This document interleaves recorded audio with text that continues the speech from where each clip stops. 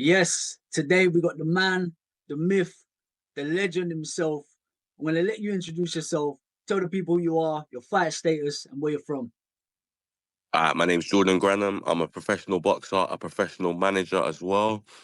I've had 181 professional fights. Originally from Islington. Yeah, just probably one of the best journeymen out on the circuit at the moment. Nah, you're too humble, bro. The best. The best One journey. of the best, man. There's a lot of us. There's not a lot of us, but there's a few of us. I don't like to say I'm the best, but I like to say I'm one of the best, though, definitely. Legendary status. Legendary status. Right, we're going to get straight into it, Thank yeah? you. This is Go not on. the typical boxing interview. It's not the what's your training routine like? What's your diet like when you're training? I want to ask you the questions. I want you to give me the real talk. Give them the behind the scenes and the truth, yeah? Yeah, yeah. So we'll start a little bit deep. We're gonna go with what's the biggest lesson that you've learned from boxing? That boxing is a business before anything. That's the biggest lesson I've ever learned. Fair enough. Fair enough. What brought you around to that realization? When I was struggling with the tickets, because when I transitioned from an amateur to a pro, I didn't know anything about the tickets. So when I got the tickets and realized that it wasn't as easy to move, I wasn't a social media guy. That's one regret that I do have, that I didn't bring like fans to my fights as an amateur to build up like the support network for when I turned pro. But I didn't know that anyway. But yeah, the tickets, that was a big thing. Yeah, tickets are tough, man. Tickets are tough. We're gonna go question two. Name me one fighter that you would fight for free, just for pride. No money involved. You just want to have a scrap to say you had it. Someone Could that I be haven't fought already. could be anyone in history. Could be a legendary fighter. Could be someone that you dislike. One fighter you I'd just like want to to get in scrap. there. If it's anyone, then I'd like to get in with Floyd, man, because Floyd's like my favorite fighter of all time. I think Floyd is the best boxer to ever live. So That's if a I could massive share a statement. ring, yeah, to That's a spar, massive statement. I don't yeah, know about that one. that's for me, in my personal opinion. Fair play, fair play. Right, we got. Give me a moment that nearly made you walk away from the sport. Oh.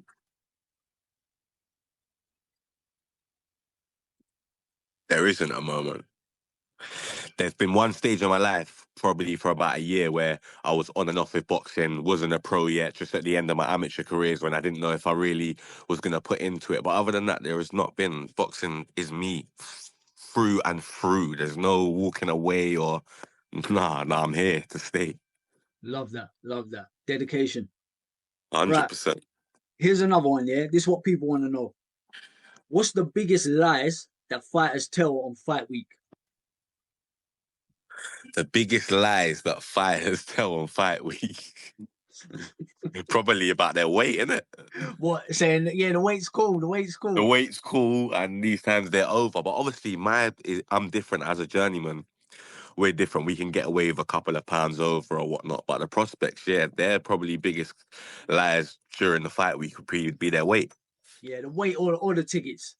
Tickets are Oh going yeah, well. yeah, yeah, the Yeah, tickets, yeah. tickets are going tickets, well. tickets are sitting there to the last minute.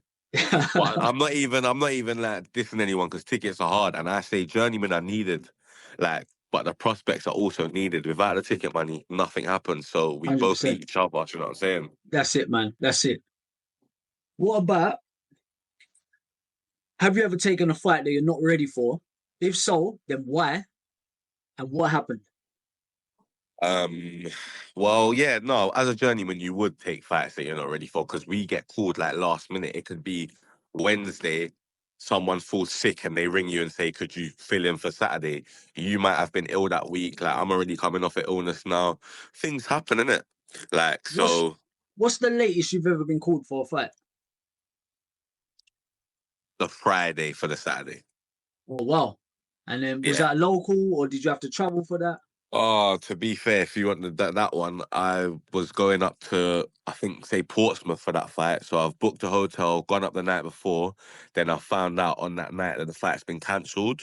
Yeah. And then they've got me a replacement, but that was all the way in London. So I had to come all the way from Portsmouth to London. But that was like that was on Friday. I got the call for the fight on the Saturday. Oh wow. Wow. Yeah. So I thought I was fighting, then that fight got cancelled, then I thought I wasn't fighting, then I was fighting again. It's a roller coaster of emotions. People won't understand the boxing, like how much it takes out of you mentally. Like it's a lot to deal with, when you're fighting 100%. so frequently. It's a lot to deal with. 100%. What about, give me the time you've been hit the hardest in the ring, Ooh. amateur or pro? Do you know what? I don't want to say it, but I have to give it to him. It would be against I think his name's Mike Tyler. And yeah, I'm not gonna make any excuses, but my lead up to the fight wasn't great. But that felt like the hardest I've been hit. Other than that felt like he'd hit me harder than Zach Chelli, and he's not a bigger puncher than Zach Chelli. We're not disrespecting anybody. Zach Chelli's the hardest puncher I've stepped in a ring with. Yeah, But that's a big on puncher. that night, this guy felt like he was like Mike Tyson. The punches, I had no punch resistance. That's the truth. Yeah. All right, Jordan, give me one corner instruction that you'll never forget, good or bad. I've had too many corners, bro. Like, It's got to I've be had to, something that's it's got to be bro. something that stands in your mind that you will never ever No, forget. man. He said to you in the Bro, I've corner. done like 831 rounds of professional boxing, bro. There's no bit of Jesus. advice in the corner that I can like remember to say, yeah, like I'm just in my own zone. I zone out when I'm fighting. I'm just literally that's my escape. I hear you. I hear you. I hear you. Speaking of coaches, what separates good coaches from bad coaches, in your opinion? In my opinion, just knowing your boxer individually, everybody's different. Some boxers will need you to be there watching their every move or they're going to go off the rails. Some are a bit more, can fend for themselves. So it's just about knowing your fighter and knowing what works for them and being able to get the best out of your fighter. Yeah, I hear you. I hear you. I don't really agree, not that I don't agree with all the flashy, fancy pads, but I just think like just stick to the basics. Have a good relationship with your trainer. Stick to the basics. I'm just one of them, but stick to the basics, bro. Hey, Like, you're starting to sound like Jerry as you're getting older. I don't believe in it. big up Jerry Mitchell though. 100% legend. Right, Jordan, give me one mistake that fighters make outside of the ring. One mistake that fighters make outside of the ring. I could probably give you a couple, maybe too much sparring that takes time off you. Yeah, Um, not having a setup because the boxing's a business. You need to sell these tickets, and most boxers are working a 9 to 5 as well. So definitely. having a setup to help you sell the tickets to take the weight off your shoulders would be a great thing. I think there's not enough boxers that have that, but it's a difficult way of making a living as a prospect if you're fighting 4 times a year. 100%. Yeah, it's tough. It's tough, man. Very tough. Right, Jordan, we're going to wrap it up here with the final question. I want to know, would you want your kids to box? If so, then why? If not, then why not? 100%. Like I have like it's just in me. Like my little son, my girl's not too involved in it. She's 3, but my 4-year-old, since he was like 3.5, he's just been pads every day. He loves it. He loves playing the boxing games. I'm all for it. Like if he wanted to be a footballer and he was a better footballer, if there was a choice between him playing for Arsenal and being a world champion, I'd say playing for Arsenal because he's taking less punishment to his head. But at the Yeah, of same course. time, I love this sport so much that the feeling of me being in my son's corner, him winning titles and stuff like that is just mind blowing to me. Yeah, So all day long, I'd have it. I hear that. I hear that. Right, Jordan, before we sign out, is there any message you want to give? Let people know what's going on with yourself when you back out. I heard you say you're a manager now. What's happening with that? Yeah, no, I'm managing now. I've got Grannum promotion stable. Got my t-shirts. Got the new merch coming. Got a couple of boys in the stable, including myself. Just trying to build really. Um, looking after the fighters. I'm back out next in Manchester on the 5th of July against Clark Smith 7-0.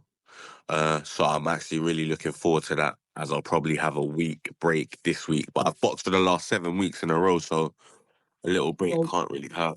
in terms of your management, are you open to unattached pros coming and having a chat? Open to anybody coming and having a chat. Like, yeah, as long as you obviously there's no manager involved. If you're a free agent, then yeah, come and speak to me all you Boys want. turning over. You interested in Amateur amateurs turning boys, over? of course, and don't think just because I am a journeyman that anybody that's in my stable is going to be a journeyman. There's prospects all around. I will take prospects. I can take prospects at the very top. It's not just journeyman. So any prospects that I want to talk, any amateurs that are turning to pro, my ear is open. Love that, bro. Love that. Listen, appreciate chatting to you. And I'll Appreciate probably you, my chat to you on brother. the phone later.